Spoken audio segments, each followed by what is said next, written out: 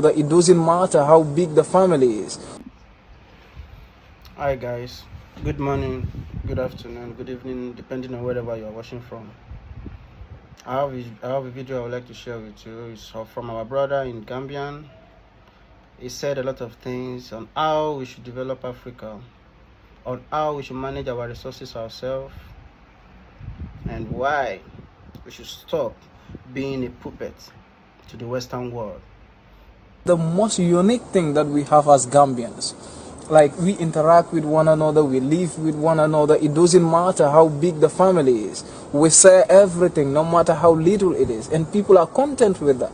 That even if things are going hard, you can still observe smiling faces under each and every person that you meet along the street. So that is a plus for everybody in the Gambia, and that is why I'm a proud Gambian and a proud African, and I believe I can make it, and I'm going nowhere but in the Gambia. Nobody is going to do it for us. That's right. If we are all running away, when are we gonna make it?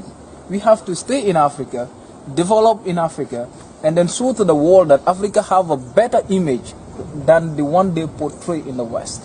I think this is what we all need to do as Africans, and then we promote that as Pan-Africans and also as Gambians. Excellent. I couldn't have said it better myself, actually. I propose that you come and do some shows with me. This brother's got it going on.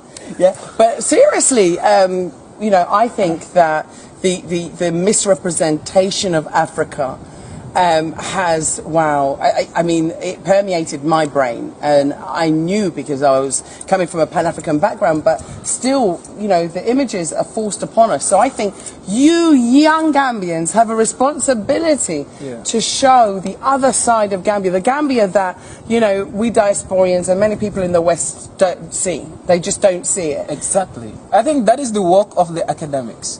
That is the work that we need to do as young scholars. For far too long, people have been portraying Africa negatively to the outside world.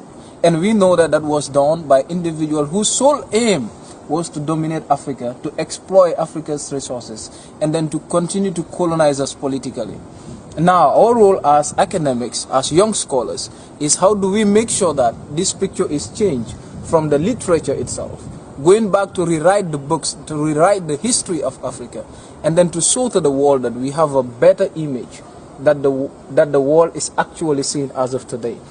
And then you also come to realize that we need to invest in Africa, because foreign investment always leads to capital flights and etc. Because people who come in and invest, at the end they can take all the resources, and then you come to realize that it becomes another challenge for us. But when Africans invest, the money stays in Africa, which is a plus.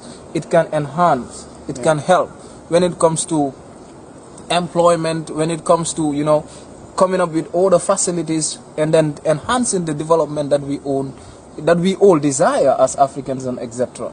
I think that is what we need to do as we speak, and that is what we all Africans need to be thinking into that particular line, like trying to see how we can repent that particular picture shown by the outsiders about Africa. Because they, in fact, let me tell you, there was this quotation that I read. It was actually done by a British parliamentarian, Lord Macaulay, in 1835. He speaks about Africa, and then he said, in order for the West to dominate Africa, they need to overthrow our very backbone, and that is our education system.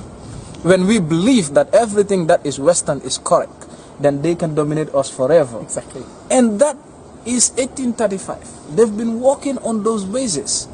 So today it is high time, because we know the realities. Let us try to rewrite the history. Let us try to work again and attract investment in Africa by Africans. And that is the most unique thing.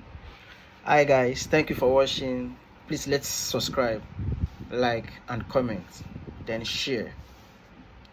Thank you. See you in my next video.